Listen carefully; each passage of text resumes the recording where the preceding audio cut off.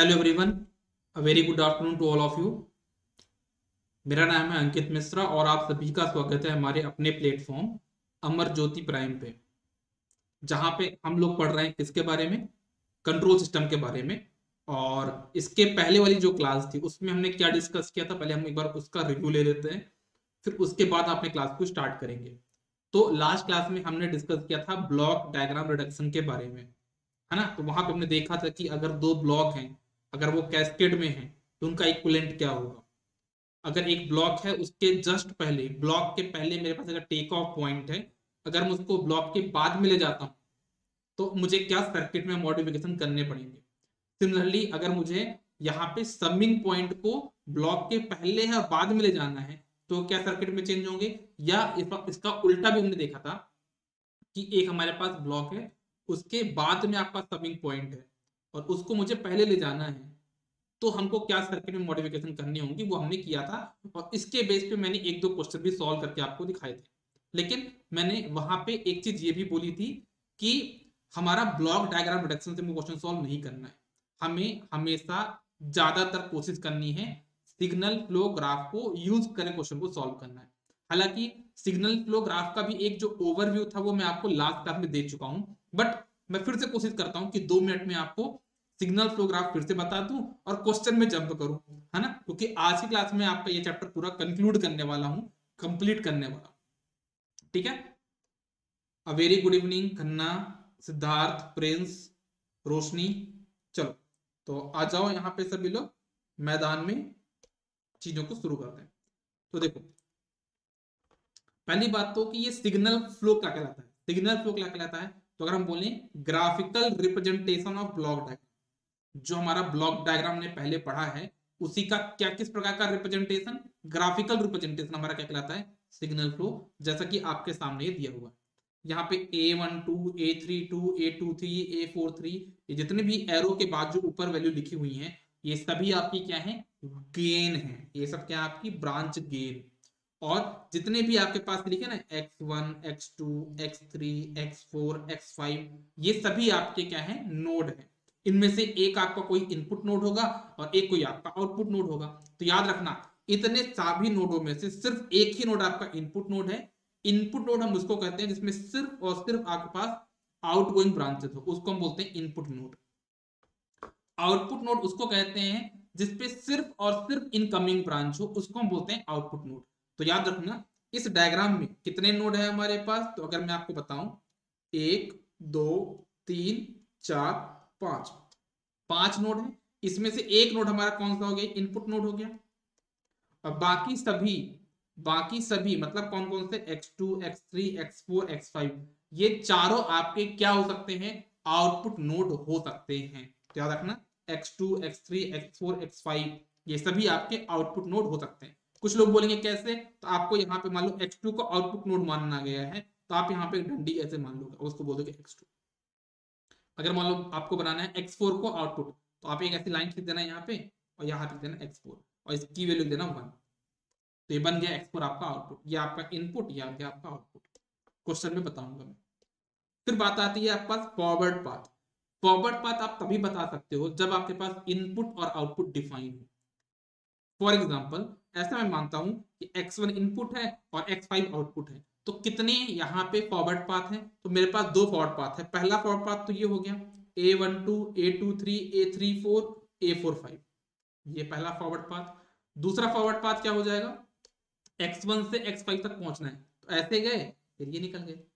This is my second forward path. Okay, फिर आती है बात लूप। लूप क्या होता है, लूप मतलब जहां से आप शुरू करो घूम फिर के वहीं पे पहुंच जाओ, उसको हम बोलते हैं लूप। बट इस बात का ध्यान देना है कि अगर मान लो मैं ऐसे घूम रहा हूं, ऐसे घूमा ऐसे घूमा, ये मेरा लूप नहीं है, क्योंकि आप किसी एक नोड को 2 बार क्रॉस कर रहे हो, है ना। तो याद रखना, जब आप लूप की डेफिनेशन बताओगे, लूप वो चीज होती है जो कि आप जिस पॉइंट से चलना स्टार्ट करो, आप घूम फिर के उसी पॉइंट पे आ जाओ। लेकिन इस प्रोसेस में, घूमने वाली प्रोसेस में, कोई भी नोड को आप 2 बार टच नहीं करोगे। तो कितने लूप हो गए यहाँ पे मैं आपको दिखाता हूँ। पहला लूप तो ये हो गया, दूसरा लूप ये हो गया, तीसरा लूप ये हो गया, चौथा लूप ये हो गया। 4 लूप हो गए, और कोई लूप है क्या, नहीं। तो टोटल हमारे पास यहाँ पे 4 लूप है। ठीक है, ओके। फिर बात आती है टू नॉन टचिंग लूप, मतलब ऐसे कौन से दो लूप हैं जो कि आपस में टच नहीं हो रहे हैं। तो एक ये और ये हो गए, ये दोनों टच नहीं हो रहे हैं। फिर और देखा जाए तो ये और ये टच नहीं हो रहे हैं, दो हो गए। फिर देखा जाए तो ये और ये टच नहीं हो रहे, तो तीन हो गए। ठीक है ना, और कौन सा बचा है, हाँ, ये और ये दोनों एक दूसरे टच नहीं हो रहे, तो ये हमारे पास टोटल चार टू नॉन टचिंग लूप हो गए। फिर बात आती है क्या हमारे पास ऐसा कोई थ्री नॉन टचिंग लूप है क्या।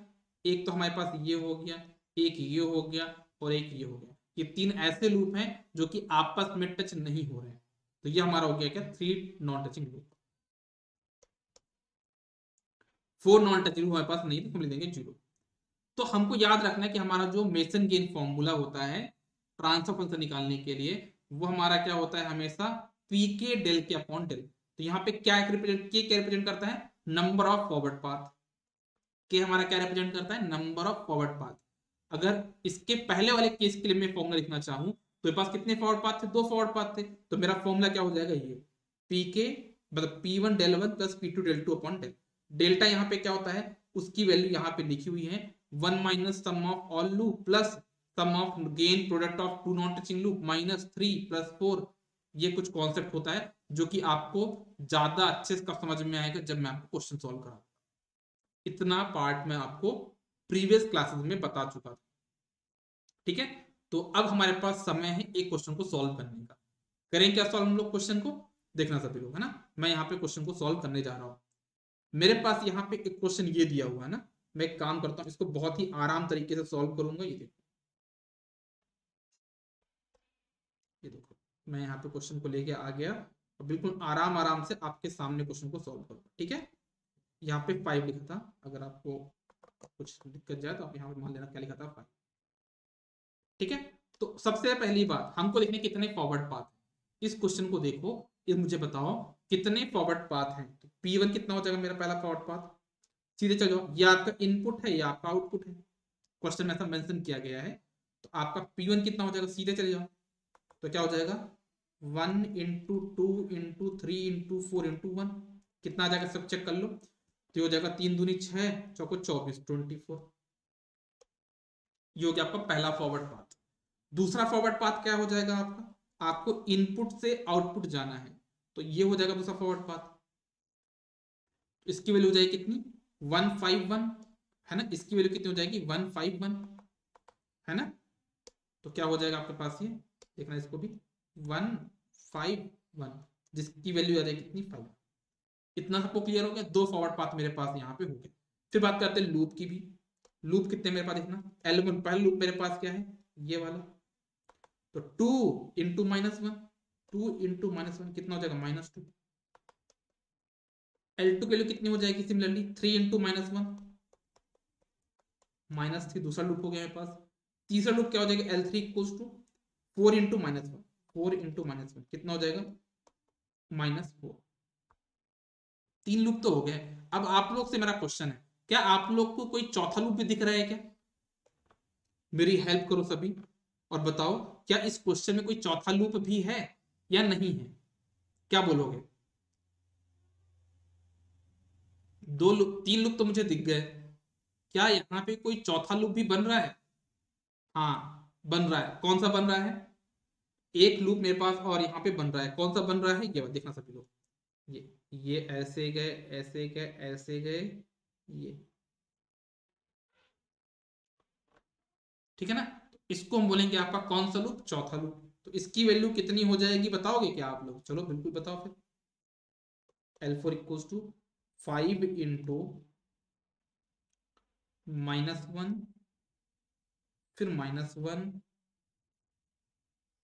फिर -1, 5 -5 + 5 -5, तो आपका आ जाएगा कितना, -5। ठीक है, तो ये मेरे पास यहाँ पे क्या बन गया, चार लूप बन गए। अच्छा, अब मुझे बताओ टू नॉन टचिंग लूप कितने हैं, ये भी देख लेते हैं अपन, है ना। मेरे पास कितने टू नॉन टचिंग लूप कितने हैं, तो मुझे दिखता है ना, एक पहला लूप तो ये वाला है और दूसरा लूप ये जो आपस में टच नहीं हो रहे हैं, तो कितना हो जाएगा, -2 और × -4। ये -2 वाला टच नहीं हो रहा, -4 वाला टच नहीं हो रहा है, तो कितना हो जाएगा इसका आंसर 8। और कोई दो लूप है जो आपस में टच ना हो रहे हो?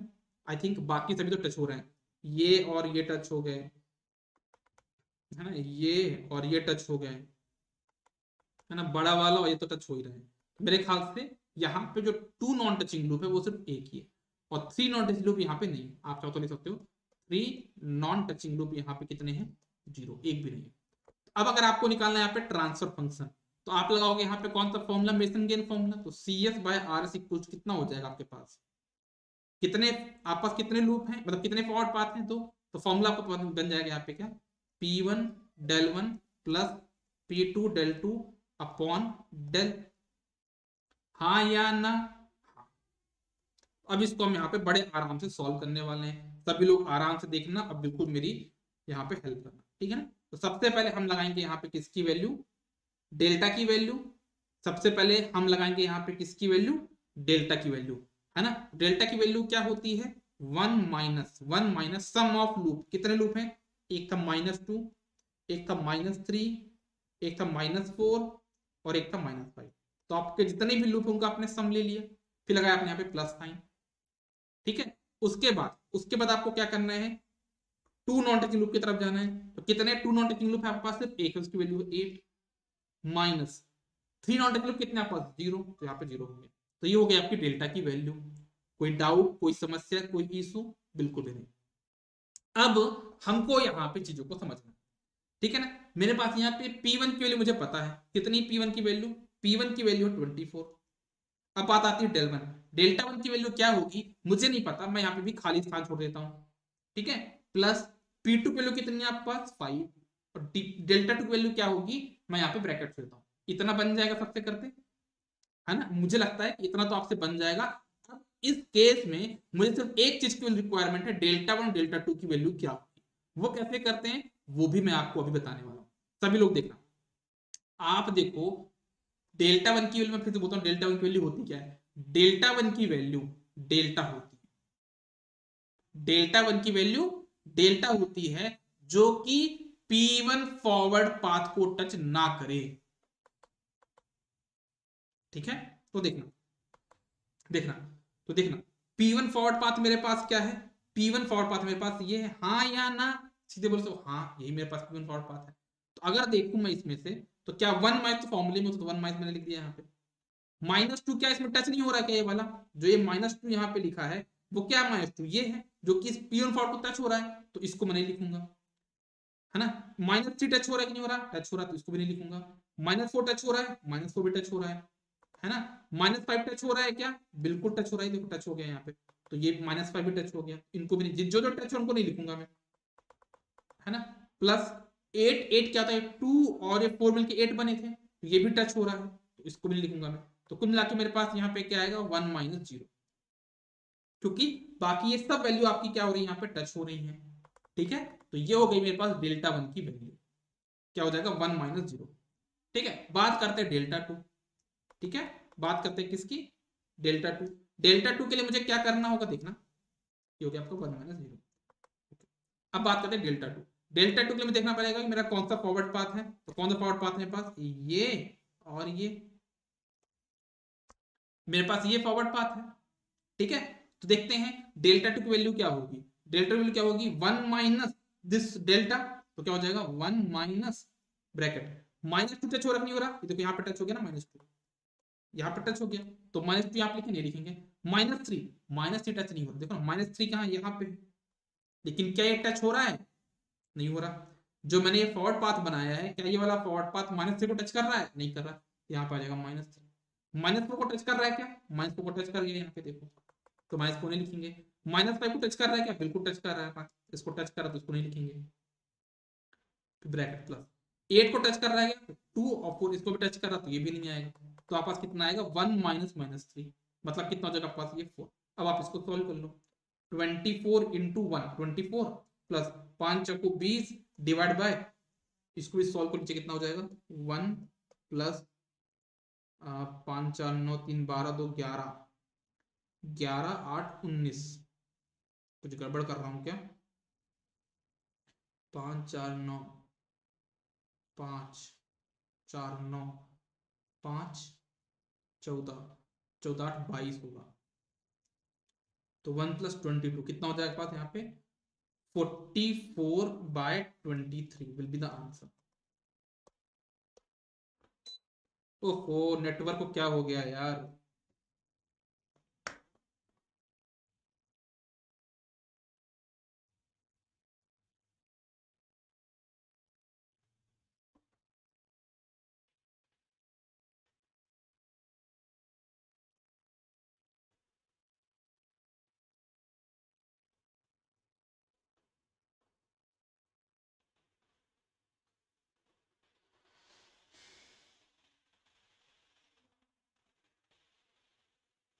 एक मिनट वेट करिएगा, है ना, थोड़ा सा नेटवर्क में दिक्कत आ रही है।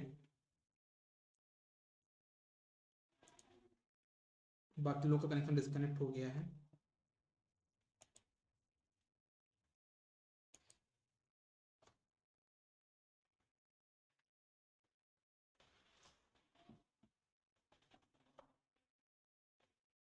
अब सही हो जाएगा, 2 मिनट रुकिएगा।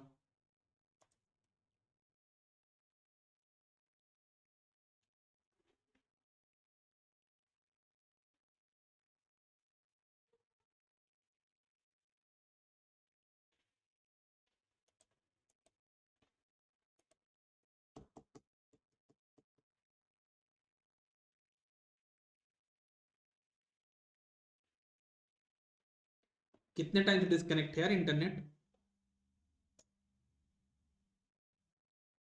अभी आप लोग सुन पा रहे हो क्या मुझे, सभी लोग यहाँ पे अभी सब कुछ क्लियर है।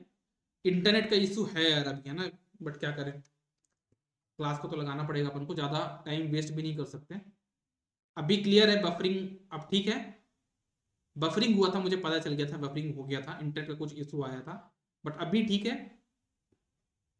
इस क्वेश्चन में कहां तक आपको समझा दिया था मैंने, और कहां पे मुझे एक्सप्लेन करना है।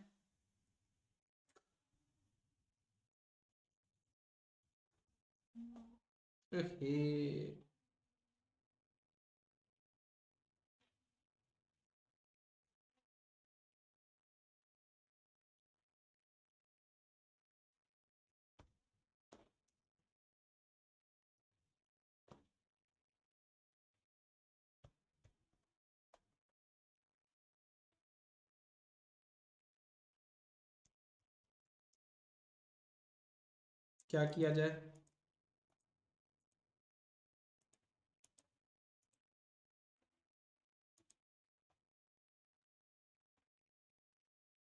दोबारा स्टार्ट करता हूँ क्लास को।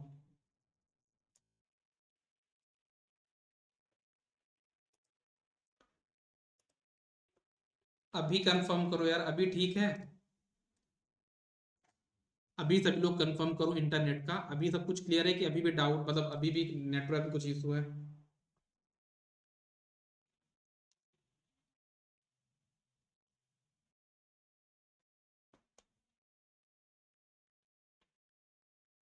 अभी क्लियर है। चलो अब ये बताओ, ये जो क्वेश्चन मैं एक्सप्लेन कर रहा था, इसमें मैं कहां तक एक्सप्लेन कर दिया। इस क्वेश्चन में मैं कहां तक एक्सप्लेन कर चुका था। इस क्वेश्चन को मैं कहां तक एक्सप्लेन कर चुका था, एक बार वो बता दो यार। Δ1 और Δ2, last third line repeat, delta की वैल्यू। चलो मैं फिर से इसको बता देता हूं, कोई दिक्कत की बात नहीं है, ठीक है। डेल्टा की वैल्यू चलो बता देता हूं, कोई दिक्कत की बात नहीं, ठीक है। तो इंटरनेट का इशू आ गया था, तो कोई दिक्कत की बात नहीं, इसको मैं फिर से एक्सप्लेन कर देता हूं।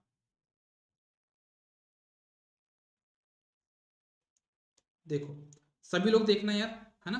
तो मेरे पास यहाँ पे CS/RS क्या होगा, सबसे पहले मुझे बनाना पड़ता है किसकी वैल्यू, डेल्टा की वैल्यू।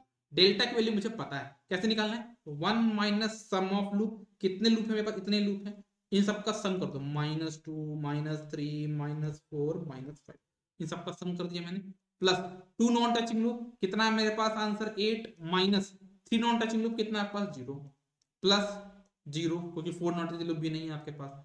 तो ये डेल्टा की वैल्यू बन गई। P1 की वैल्यू कितनी है, तो पहला जो फॉरवर्ड पाथ 24 है, डेल्टा वन की वैल्यू मुझे नहीं पता क्या होगी, तो मैंने ब्रैकेट छोड़ दिया अभी यहाँ पे, प्लस फिर मेरे पास यहाँ पे P2 की वैल्यू 5 और डेल्टा 2 की वैल्यू क्या होगी वो मैंने यहाँ पे ब्रैकेट छोड़ दिया। ठीक है, अब देखो, अब यहाँ पे बड़ा इंटरेस्टिंग चीज आपको समझनी पड़ेगी। ठीक है ना, बड़ी ही इंटरेस्टिंग चीज आपको यहाँ पे समझनी पड़ेगी।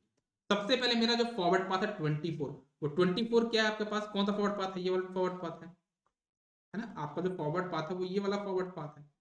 तो मैंने क्या बोला, डेल्टा वन की वैल्यू क्या है, डेल्टा है, जो कि P1 फॉरवर्ड पाथ को टच नहीं कर रहा है ना। तो अगर मैं देखूं तो डेल्टा वन की वैल्यू क्या हो जाएगी, 1 माइनस -2 तो टच कर रहा है यहाँ पे, देखो ना, -2 तो टच कर रहा है, -3 भी टच कर रहा है, -4 भी टच कर रहा है, तो -5 भी टच कर रहा है, मतलब ये सारी वैल्यू टच कर रही है। तो जो टच करेगा उसको आप नहीं लिखना है, जो टच करेगा उसको आपको क्या करना है, नहीं लिखना है ना। तो ये सारी वैल्यू टच हो रही हैं, 8 भी टच हो रहा है, 8 क्या है, 4, ये 4 और 2 आपका क्या बनता है, 8 बनता है, ये भी टच हो रहा है। ठीक है, तो हम लोग क्या बोल सकते हैं कि यहाँ पे ये सारी वैल्यू टच हुई तो क्या हो जाएगा, 1 - 0, ये होगी आपका डेल्टा वन की वैल्यू। फिर बात करते हैं डेल्टा टू की वैल्यू। डेल्टा टू के लिए हमारा क्या होगा, दूसरा फॉरवर्ड पाथ हमारे पास ये है, ये, अब इसमें चेक करो क्या हो जाएगा, डेल्टा टू की वैल्यू 1 -2 टच हो रहा है, क्यों, -2 टच हो गया, तो ये नहीं होगा। -3 टच हो रहा है क्या, देखो जरा, जो मैंने येलो कलर से बनाया है, क्या इसमें बीच वाला -3 कहीं पर टच कर रहा है क्या, नहीं कर रहा, तो यहाँ पे होगा -3, -4 टच कर रहा है क्या, -4 तो टच कर गया, और -5 भी टच कर रहा है, तो बाकी तो टच कर रहा है लेकिन -3 टच नहीं कर रहा। प्लस 8 टच कर रहा है क्या, तो ये 2 और ये 4 के 8 बने थे, ये दोनों ही आपके येलो वाले लाइन को टच कर रहे हैं, है ना। तो आपका ये येलो लाइन थी, मतलब ये आपकी लाइन फॉरवर्ड पाथ था ये वाला, जिसको आपका ये 2 और यहाँ पे ये 4 टच कर रहे हैं, तो ये भी आपका यहाँ पे नहीं होगा, 0 आएगा, यहाँ पे कुछ 8 नहीं आएगा। तो अब इसको सॉल्व कर लो, तो आपका आंसर कितना हो जाएगा, 24 into 24, 24 into 1 24, plus 5 into 4 20, divide by, ये कितना हो जाएगा, 1 प्लस 2 3 5 5 4 9 9 5 14 14 8 22 22 और एक हो जाएगा 23, तो हो जाएगा पास आंसर कितना, 44/23।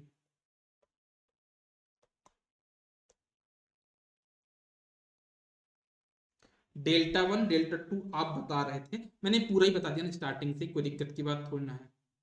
अभी समझ में आया सभी को कैसे क्वेश्चन को सॉल्व करना है।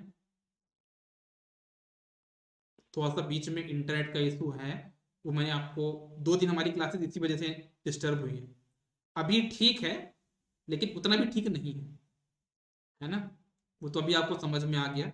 हमारी क्लास कोई 20 मिनट नहीं हुए, 2 बार इंटरनेट बोल चुका है, अचानक से आता है अचानक से चला ही जाता है, ऐसा स्लो वाला फंडा नहीं है यहाँ पे ना, इंटरनेट आया आधे 15 मिनट गायब हो जाता है। चलो आगे बढ़ते हैं हम अपने नेक्स्ट कॉन्सेप्ट की, मतलब नेक्स्ट कॉन्सेप्ट का नेक्स्ट क्वेश्चन की तरफ। ठीक है, इसका आंसर को 44/23 आपका आंसर आएगा, जो कि मैंने यहाँ पे सॉल्व कर पूरा दिखाया है आपको ना, और यहाँ पे मैंने सोल्यूशन अच्छे तरीके से लिखा है, कैसे डेल्टा की वैल्यू आएगी, देख लो आप लोग यहाँ पे, बस सोल्यूशन भी देख लो इसका। एक मिनट, ये पहले मैंने फॉरवर्ड पाथ बताया 2 हैं, लूप्स बताए 4 हैं, 2 नॉन टचिंग लूप सिर्फ एक ही है। ठीक है, फिर उसके बाद मैंने यहाँ पे डेल्टा की वैल्यू लिखी, फिर उसका मैंने डेल्टा वन और डेल्टा टू की वैल्यू भी यहाँ पे लिखी, फिर मेरे पास आंसर है 44/23। इस क्वेश्चन को मैंने दिया था होमवर्क के लिए, कि मैंने इसको सॉल्व कराया कि नहीं कराया, करा दिया था। चलो, तो इस क्वेश्चन को भी सॉल्व कर लें या आप लोग होमवर्क में लोगे, ये क्वेश्चन मैं सॉल्व कराऊं या होमवर्क चाहिए,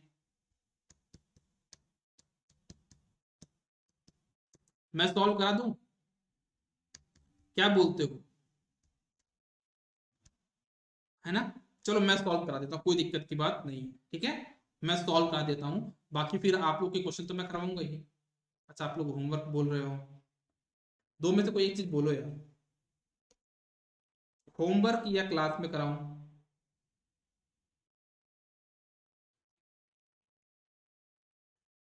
अरे छोड़ो होमवर्क, है ना, होमवर्क में क्वेश्चन की कमी थोड़ी ना है, मैं यहाँ पे करा देता हूँ, कोई दिक्कत की बात नहीं।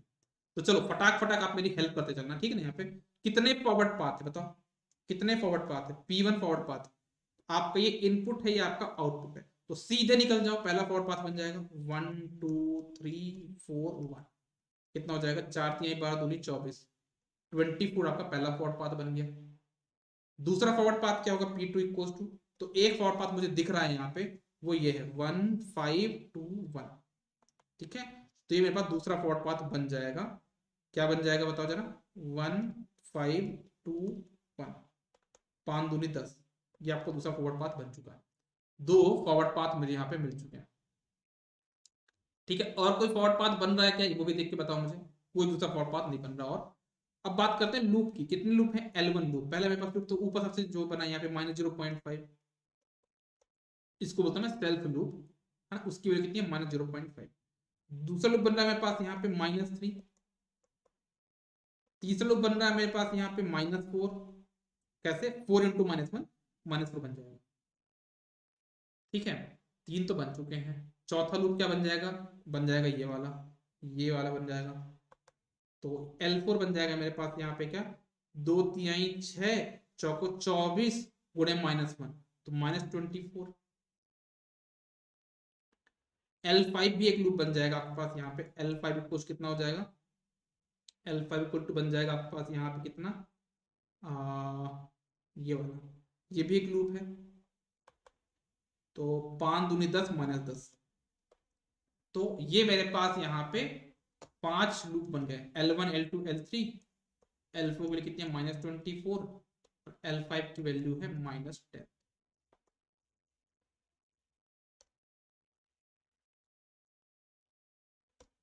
ठीक है, इतना क्लियर है। अब इसके बाद देख लो टू नॉन टचिंग लूप कितने हैं, टू नॉन टचिंग लूप,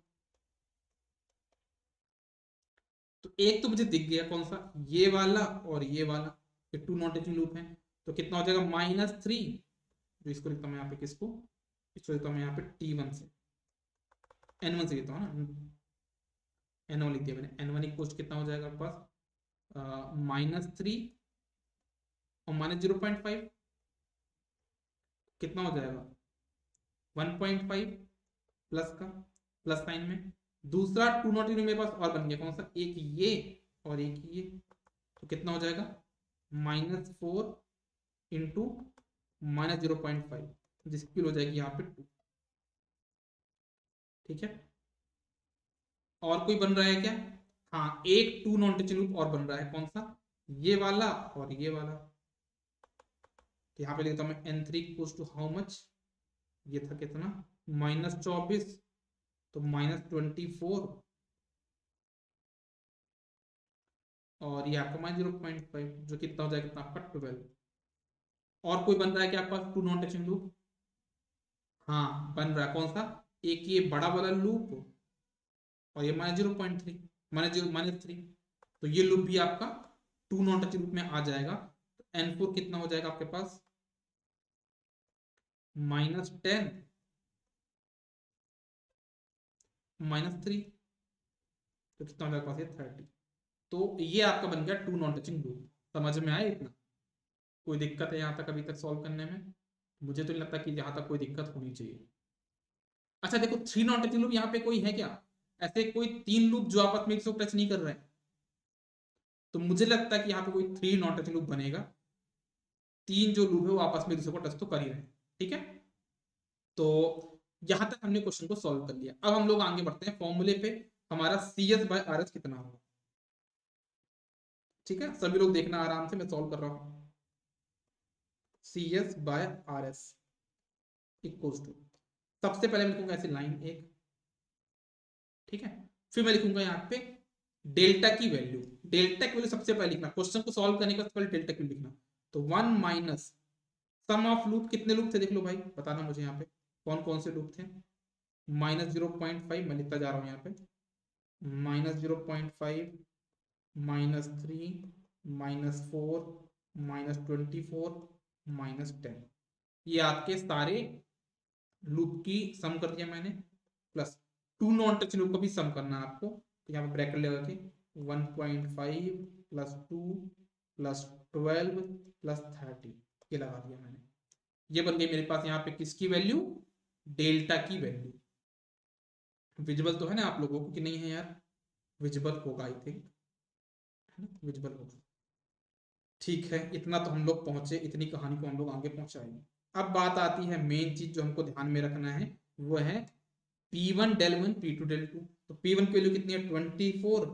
ठीक है, और इसके बाद मैंने लगा दिया यहाँ पे क्या, ब्रैकेट। डेल्टा वन की वैल्यू क्या होगी मुझे नहीं पता, तो मैंने ब्रैकेट लगा दिया। फिर यहाँ पे हो गया प्लस साइन, और इसके बाद आपके पास आएगा कितना, 10, और इसके बाद आपका आ जाएगा डेल्टा टू की वैल्यू, है ना। मैं अपने आप को साइड में कल नहीं करता, मैं गायब हो जाता हूँ, ये लो, है ना, क्यों बार बार मैं आपके डिस्टर्ब करूं, है ना, मैं डायरेक्टली गायब भी हो जाता हूँ। अब यहाँ पे चैलेंज है डेल्टा वन और डेल्टा टू की वैल्यू निकालने में। अगर उतना हमने कर लिया मतलब हम बहुत पढ़ने में होशियार हो गए हैं। ठीक, तो 24 कौन सा फॉरवर्ड पाथ है? तो 24 मेरे पास फॉरवर्ड पाथ है, ये वाला। अब ये देखना कि ये जो फॉरवर्ड पाथ है, क्या ये मेरे डेल्टा को टच कर रहा है कि नहीं कर रहा है, देखना प्रॉपर तरीके से। तो यहाँ पे हो जाएगा 1 माइनस, माइनस 0.4 को टच कर रहा है क्या? नहीं कर रहा है भाई, वो तो जीरो ऊपर है ना। तो टच कर रहा है क्या? तो नहीं कर रहा, तो माइनस, इसको ऊपर लिखता हूँ, 1 माइनस ऑफ माइनस 0.5, माइनस 3 को टच कर गया, माइनस 4 को टच कर गया, माइनस 24 मतलब ये जो फॉरवर्ड पाथ है उसको भी टच कर गया, और माइनस 10 को भी टच कर गया।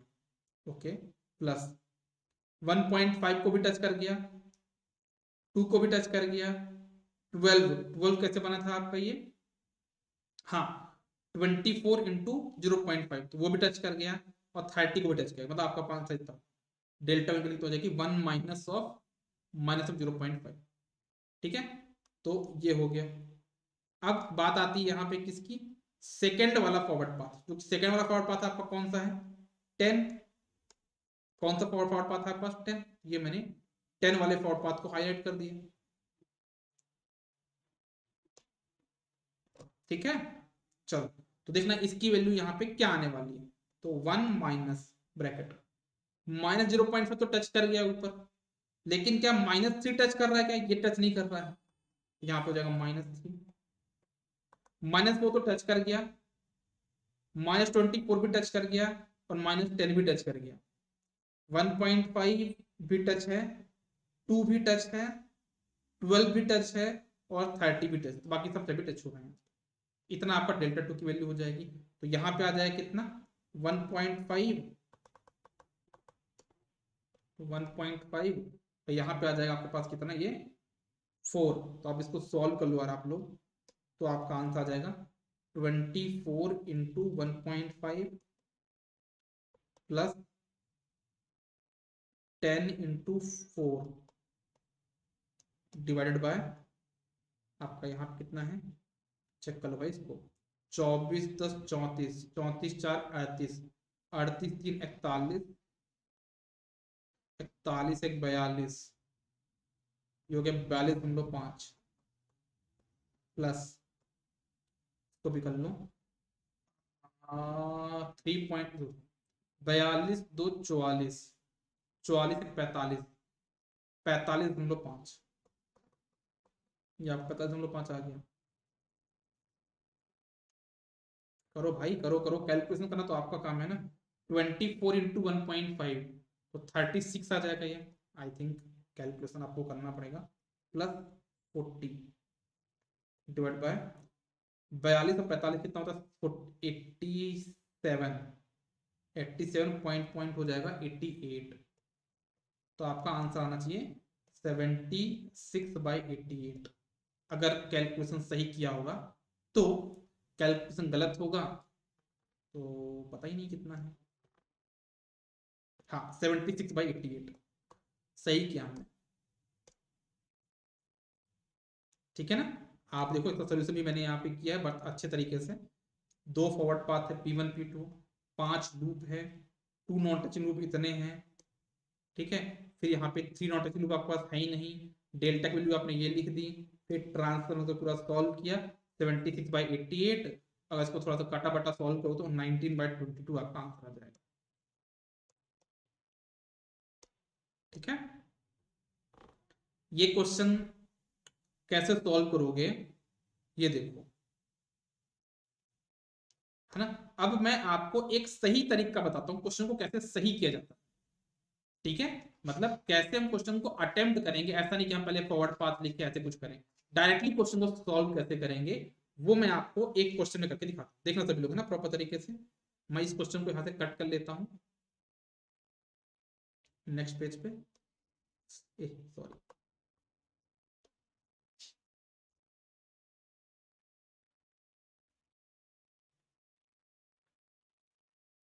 ठीक, ये देखना सभी लोग, देखना क्या करने वाला हूं मैं।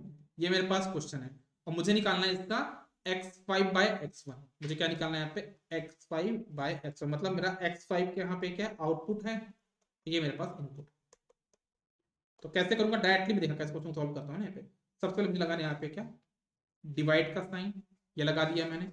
और फिर उसके बाद मुझे लगाना है क्या, डेल्टा की वैल्यू। डेल्टा की वैल्यू क्या होती है, 1 - सम ऑफ लूप, कितने लूप हैं, 1 - ब्रैकेट में -a -b और ये हो गया -c, ठीक है। 3 लूप तो ये बन गए, और कोई चौथा लूप बन रहा है क्या, नहीं बन रहा। तो ये हो गया प्लस 2 नॉन टच लूप कौन कौन से हैं, ए और बी टच नहीं हो तो ए भी हो जाएगा, प्लस ए और सी आपस में टच नहीं हो तो ए सी हो जाएगा, और बी और सी भी एक दूसरे को टच नहीं कर रहे हैं तो ये हो जाएगा बी सी। तो ये हो गई डेल्टा की वैल्यू। अब बताओ फॉरवर्ड पाथ की वैल्यू कितनी है, 1 DE1, तो DE आपका पहला फॉरवर्ड पाथ बन गया, और ब्रैकेट में डेल्टा 1 की वैल्यू आएगी इसलिए मैंने जगह छोड़ दिया, प्लस दूसरा फॉरवर्ड पाथ आपके पास कौन सा है, तो 1 पे गए, फिर डायरेक्ट एफ से निकल 1 में निकल गया, तो एफ आपका दूसरा फॉरवर्ड पाथ बन गया एफ। और डेल्टा 2 की वैल्यू क्या होगी, मैंने ब्रैकेट में छोड़ दिया। अब आते हैं अपन किस पे, डेल्टा 1 की वैल्यू। तो देखो DE मेरा कौन सा फॉरवर्ड पाथ है, ये वाला फॉरवर्ड पाथ है। आई थिंक आप देख सकते हो सारे लूप टच हो रहे कि नहीं हो रहे, यहाँ पे हो रहे हैं ना। इसकी वैल्यू कितनी हो जाएगी यहाँ पे, 1 - 0। एफ में देखा जाए तो क्या हो जाएगा 1, एफ मतलब क्या होता है, ये होता है, तो सिर्फ एक ही वाला लूप टच नहीं हो रहा होगा, तो कितना हो जाएगा 1 - ए टच हो रहा है बट बी टच नहीं हो रहा।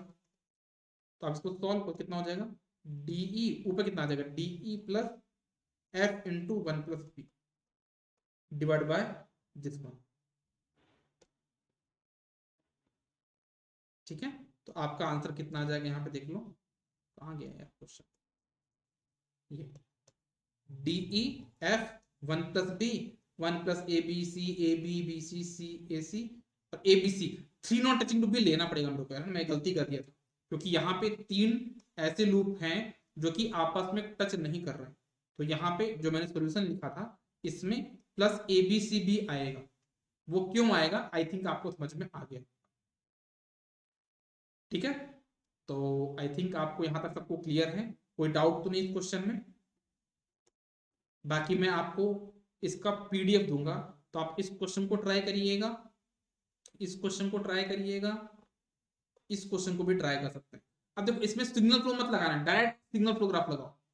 कैसे लगाया मैंने सिग्नल फ्लो ग्राफ इस क्वेश्चन में, देखो तो सबसे पहले मैंने यहाँ पे ट्रांसफर से लिखना, ये आपका इनपुट है, ये आपका आउटपुट है। सबसे पहले लिखना डेल्टा की वैल्यू, तो 1 - एक लूप कौन सा बन रहा है आपका, ये G2H2, तो -G2H2 आपका पहला लूप बन गया। दूसरा लूप कौन सा बन रहा है आपका, दूसरा लूप देखा जाती है और आपके पास ये, तो क्या हो जाएगा G1 G2H1। तो ये देखो G1 G2H1, क्योंकि यहाँ पे माइनस साइन है तो यहाँ पे माइनस लिया मैंने, तो ये आपको दूसरा फॉरवर्ड पाथ, दूसरा लूप बन गया, ठीक है। फिर अब देखो फॉरवर्ड पाथ, तो पहला फॉरवर्ड पाथ आपका ये हो गया G1 G2, और दूसरा फॉरवर्ड पाथ बन जाएगा आपका G3 G2। फिर आप यहाँ पे डेल्टा 1 और डेल्टा 2 की वैल्यू निकाल लेना, ठीक है ना। तो इस प्रकार के क्वेश्चन को भी आप सिग्नल फ्लो ग्राफ से ही सॉल्व करोगे, इस प्रकार के क्वेश्चन को भी आप सिग्नल फ्लो ग्राफ से ही ट्राई करना, ब्लॉक डायग्राम रिडक्शन पे मत, अगर उस पे जाओ कि क्वेश्चन थोड़ा सा लेंथी हो जाते हैं और इतना टाइम हमारे पास एग्जाम में होता नहीं। समिंग पॉइंट को नहीं करोगे कंसीडर, है ना, आप तो उसको नोड मान के चलो सीधा, ठीक है ना।